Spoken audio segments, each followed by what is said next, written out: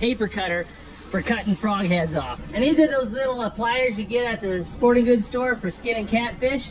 Yep. And just grab those frog skins. It's like taking a sock off a foot. Yeah, here's a frog stomach. Let's see what's in there. That looks like a crawfish to me, doesn't it?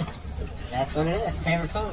Oh, that is a pile of frog legs, and it is this really soft meat right here. Man. Whew. Now we're gonna cook these things up.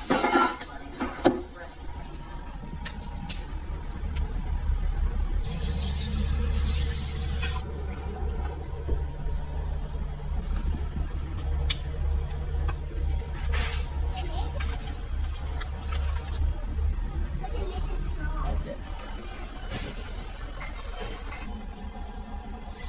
Ano yung natin sila mo?